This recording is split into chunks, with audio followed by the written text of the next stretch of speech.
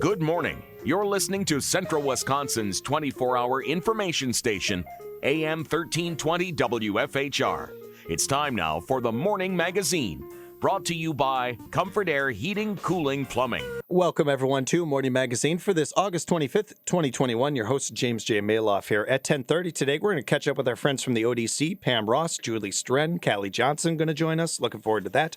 Right now, we have with us our friends from Wisconsin Rapids Community Media. Good morning to Kevin, the gang over there. We also want to wish a good morning to Lance Pliml, Wood County Board Chairman. Good morning, Lance. Good morning, James. Glad to be here. Glad to have you here. I appreciate you bringing a friend with you here. We have Sue joining us from the Wood County Health Department. Yeah, we got lucky this morning. So, Yeah, we did. One of the things we wanted to touch on, one of the things that you would have talked about anyway was, our response to the coronavirus, how we're handling this, our relationships We'll with get to that in a sec. sec. I just want to introduce. So this is Sue, yeah, and she's the director of our health department. She's the health officer for Wood County, and she's one of those people who's forged tremendous relationships with businesses, school districts, and all of our other partners.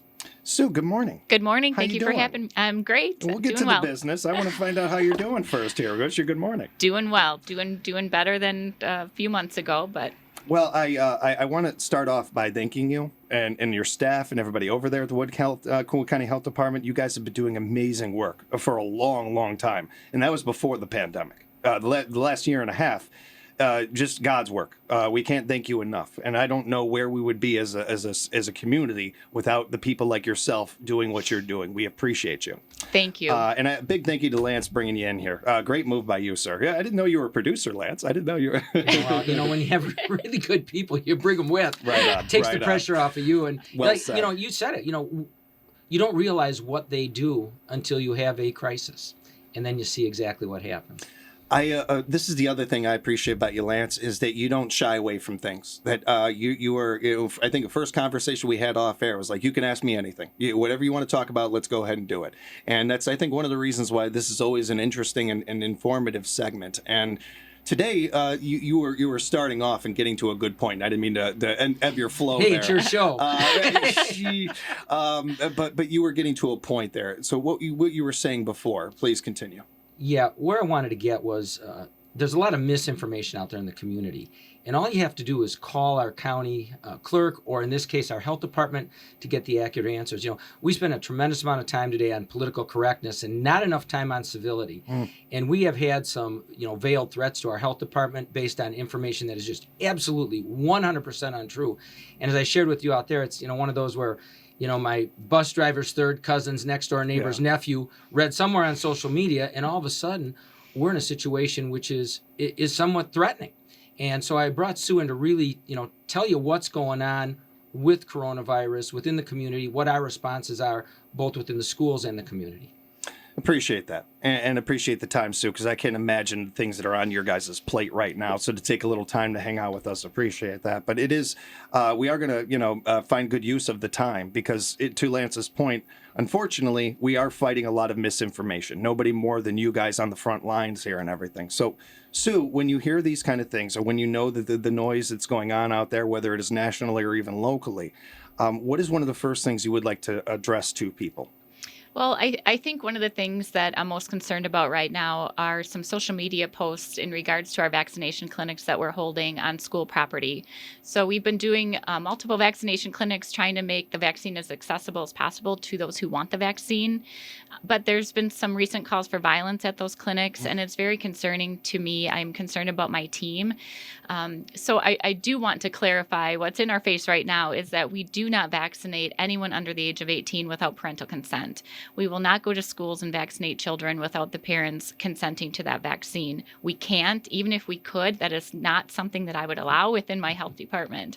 So our intent is to make the vaccine available to people who want it, and then it is their choice for themselves or for their children whether they wish to become vaccinated. So I do want to mention that because there's been a lot of social media noise about that right now, and it's just completely misinformation. And that is fact from Sue right there. That is straight from the Wood County Health Department. That is a fact. There's no filter there. There's no middleman. There you go. There's the facts right there. Not Uncle Joe's Facebook post or any of that kind of stuff. This is actual genuine fact. And I'm so glad that the social media part of this has come up because that is really where the majority of this misinformation is coming from. And it is also where the majority of what you touched on, Lance, is coming from. If not all of it is coming from these keyboard cowards, these people who get on a keyboard and immediately forget their humanity and forget that it's another human being that they're talking about. It's interesting because a lot of this started for me when I had on Sheriff Becker and what kind of sheriff's department, and one of my first conversations with him, and telling him, like, one of the things I want to do here is certainly just have an open dialogue where we can talk about anything. And I want to humanize you guys. I want to make sure that the audience realizes you're human beings, that you're citizens just like the rest of us. And here we are where we're doing this with almost every bit. We're doing this with some of our representatives. We're doing this with the Wood County Health Department, where we have to remind people of, hey, you know, when you get on social media, there's a responsibility that comes with word. I know we love to throw around freedom of speech. Freedom of speech is not free. It never has been. It never was intended to be. It comes with responsibilities. You can't just jump on and go into a building, yell fire, and not take a responsibility for that if there is no fire.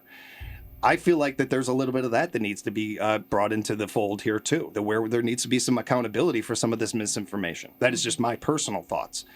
One of the more things that we can do something about, though, is fighting this with real facts, fighting this with real information. And we can't do that without people like yourselves, forefronting this, being at the front. It means very little for a radio announcer to be on the air talking about this stuff and rambling about it. To have people of yourselves talking about this is where really what we need.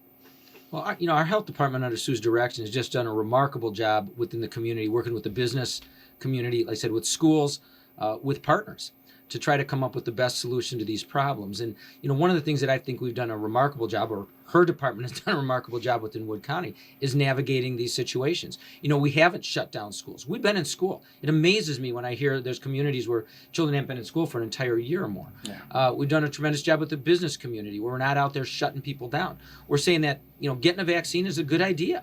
If you don't want to get a vaccine, I guess it's kind of at your own peril, but nobody's out there with a needle jabbing it in your arm. There are certainly requirements that some private businesses are requiring.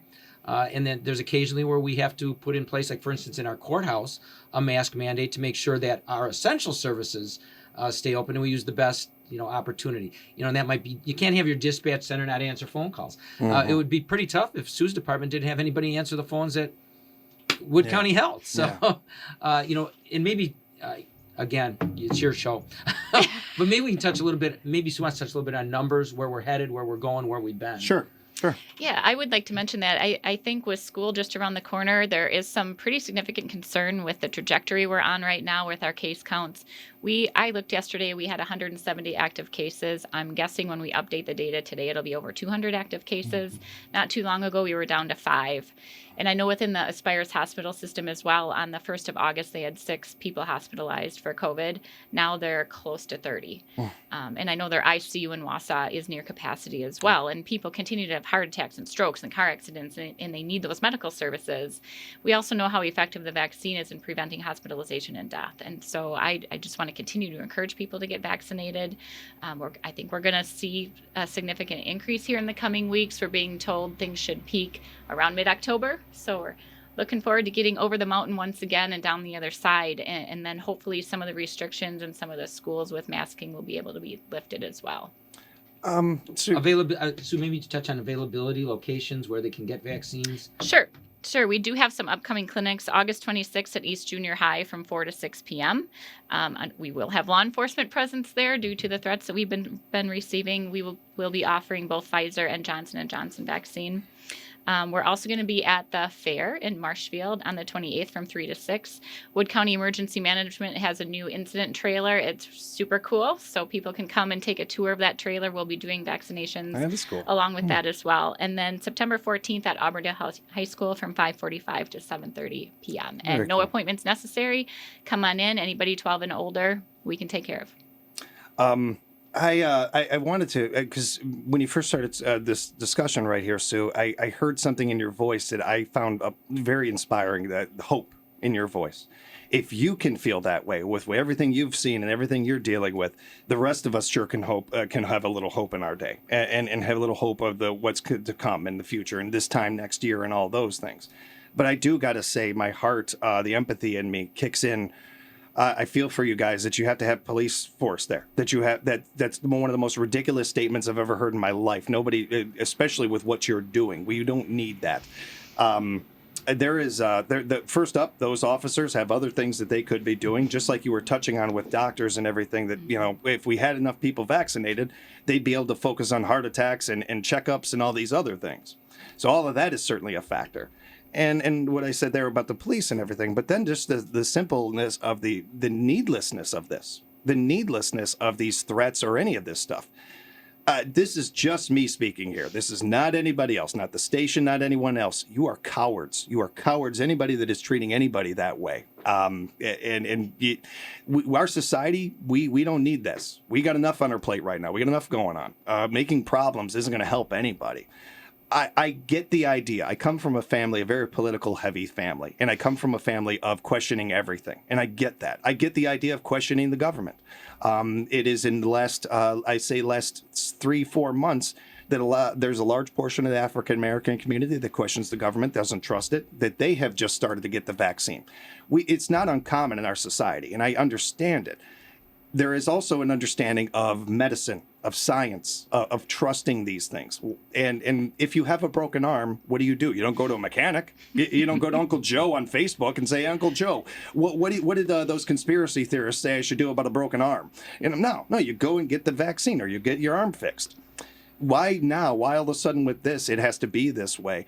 The only thing that I can think of, one of the only things that I can think of, and then it comes down to is, again, the politicizing of this. And this virus, I can't stress this enough. I'm not a doctor. Sue could speak to this better than I can, but I've done some homework on this, and it turns out this virus doesn't care if you have an R or D in front of your name. This virus does not give a dang if you are rich, poor, if you're an American, if you're from Budapest, if you're from Mars. Don't care. It's winning. This virus is winning right now. And in order for us to beat it, we have to get smarter than it. We have to be smarter than and treat each other better. Yeah, and we certainly understand there's people with reluctance. And there is some reluctance that probably has some, veracity to it. On the other hand, we're not mandating things. We're providing opportunities. We're providing them everywhere. And, I hope people don't hear frustration in our voices, but, whether it be our health department, whether it be law enforcement, whether it be those people in the county or local municipalities that have been on the front lines every day since this started. They're answering the phones nonstop. I've seen the overtime budgets and the extra dollars allocated out of Sue's department, where although she does a great job on garnering federal and state grants to offset some of that. But, it's taken a toll on those people, too. So civility is the thing I just want to really pound on. Again, I just cannot make it more clear. I guess I'd say knock it off. Check, verify, ask.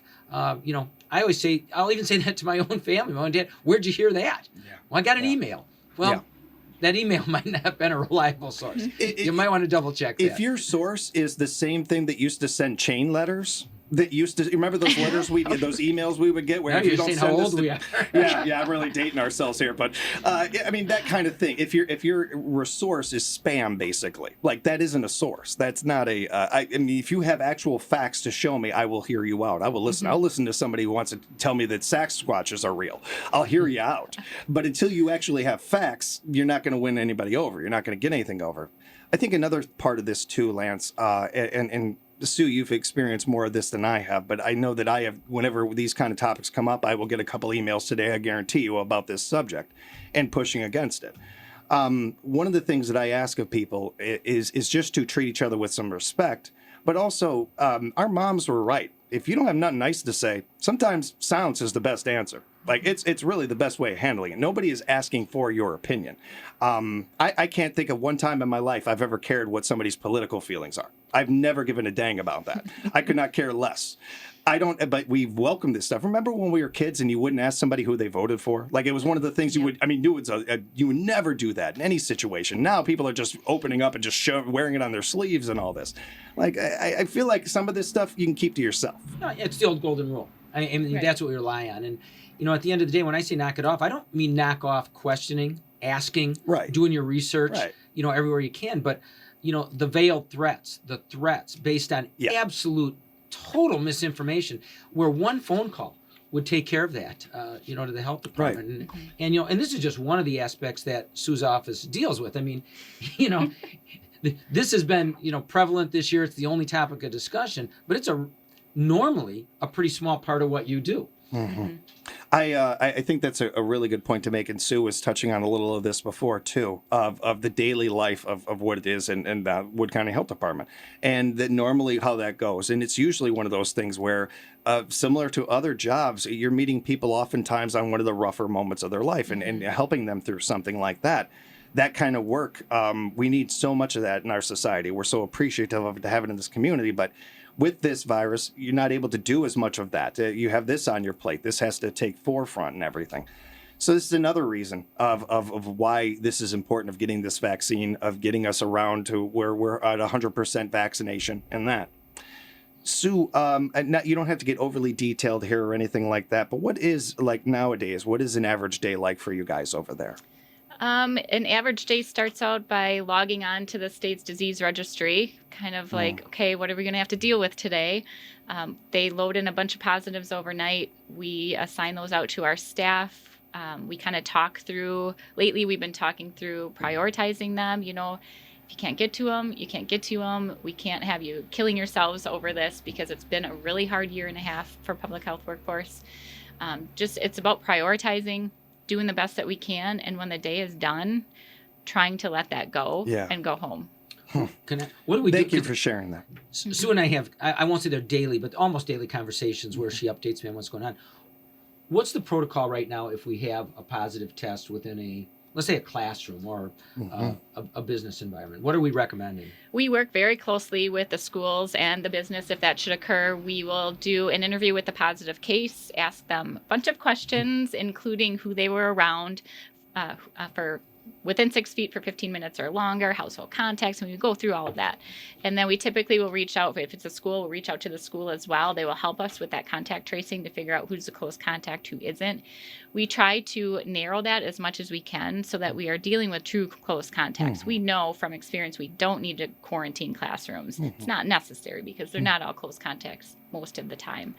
Then we ask those close contacts to stay home. We provide them with guidance on how they can have an early release with testing, answer any questions that they may have, and that's kind of that. And it goes pretty smoothly for the most part, unless people are really not very happy, which continues to occur. And then we just work through it, do our best. Sometimes we have to hang up, send them a letter, and call it good.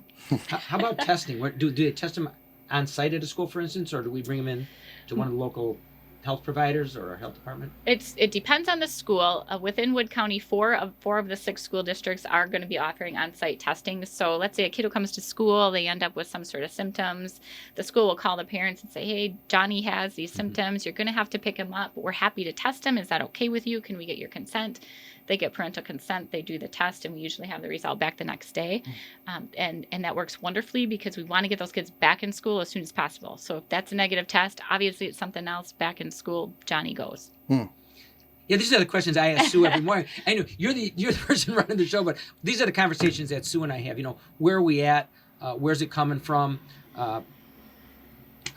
Where's that trend line headed, and what do we need to do? And so I just can't tell you how much we appreciate the opportunity to be able to come in and talk about this. As a side note, one of the first things I learned from Carl, this isn't about me. It's not my show. It's our show. Who's ever in this room with us, it's our show. So you go right ahead and ask all the questions you want, lads. You're doing great, by the way. You're doing cool. really Can I play some of the music, too? Don't get ahead of yourself. No. Yeah, absolutely, man. Yeah. One of the things, too, about this, Sue, that I'm getting from talking to both of you, because you mentioned the word frustration, Lance, and I think that a lot of this in this conversation, if you listen to it, a lot of that is coming from me. And not even in this world, not even having to deal with the things that you guys are seeing every day, especially you, Sue. So I think to the point here, not only taking that in consideration when you're making these posts, when you're making when you're even thinking about any of these negative thoughts or anything like that, but putting yourself in Sue's shoes. Part of the reason why I asked what you do in your day, how your day goes, and that is to be able to do that for us to actually hear. I think people might think they have an idea of what your day is like, but we have no idea what your day is like. We can empathize, but we can't necessarily know exactly what it is like to be you, to go through the things that you're going through and your staff is and everything. The more and more you learn about somebody, I learned this early on dealing with anti-Semitic people. that the more that they learned about my culture, the more they learned about me, they ended up disliking me because I'm a jerk, not because of my culture. And that's all we can hope for is, hey, if you dislike me, that's fine, just not because of those things. When you actually have the facts, it is harder to get bent out of shape about things or to push against them. Hopefully, the more that we have conversations like this, the more we get real facts out there and show people that, look, there is no... If the people that are pushing against this stuff, what are they benefiting from? First up, what gated community are they giving you this feedback about? Do they have the vaccine themselves? More times than not, they already have the vaccine themselves, and they're still coming out with this misinformation and everything. Really ask the questions of where they're coming from. We're so quick to ask, well, what does the CDC get from this? What is Pfizer? What is Johnson & Johnson or anything like that? Well, ask where that's misinformation. What do they have to gain from it? Because literally every single politician has pretty much come out and said the vaccine is a good thing.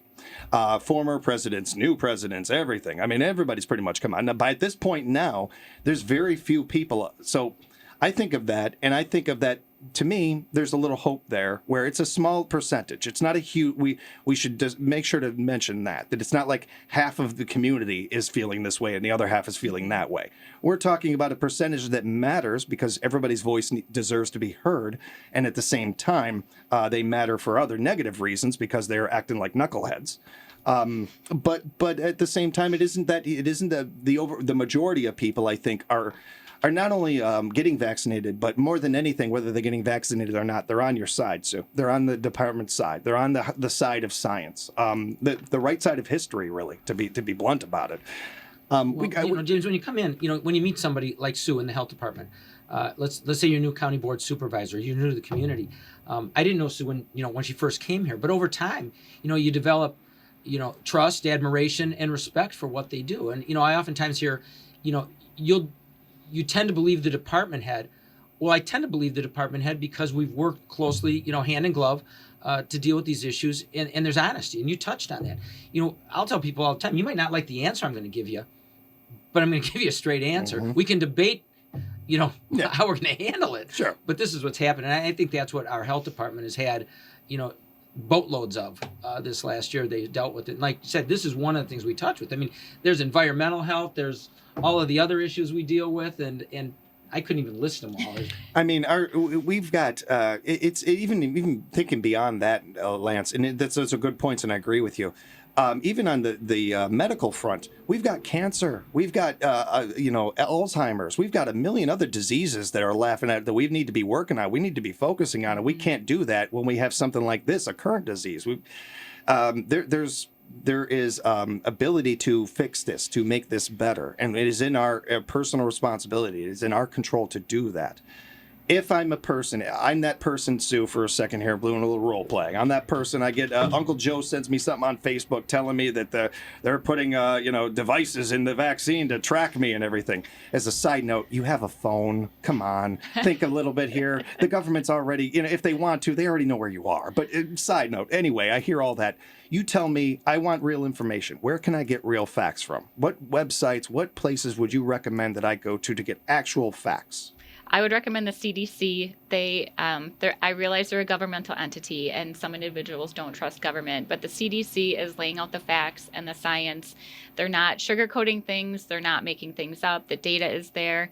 The FDA website has great information about the vaccines as well as the Wisconsin Department of Health Services. And people can always call our office and we will talk through their concerns. We will send them information specific to their concerns if they wish, and try to help give them kind of over that reluctancy hump. And if we can't, then we can't. I mean, we're not here to twist people's arms. We're here to provide them with accurate information so they can make their own informed choice. Mm-hmm. Our website, our hub's still up? It is. We have a data hub That's a on the county. Question. Yeah, on the county website, you can see how many active cases we have. You can see percent positive tests, which is going up, which is not a good indication of our trajectory. There's a lot of good data there about deaths and cases, vaccination rates, all of that. Thank you, Sue. Mm-hmm. Kev, we always appreciate you and our friends at Wisconsin Rapids Community Media being in with us. Lance, always good talking to you. Thanks, I look forward to the next one already. Yeah. And Sue, thank you again, hon. We really, really appreciate you. Please say hi to your staff for us. Thank them for us. You guys stay safe and strong out there, okay? Thank you. One quick thing on a real positive note, go to the fair. Go to Yeah. the fair, everybody. Go to the fair. Enjoy. Yes. Well done, Lance. All Nice. week and weekend, head up there. Yeah, get on up there. And we'll talk again to you guys real soon. And Sue, our doors are always open for you. You guys ever need to get anything Awesome. out there, let us know. That sounds great. I appreciate it. We'll come back with our friends from the ODC on more Morning Magazine right here on WFHR, locally grown radio.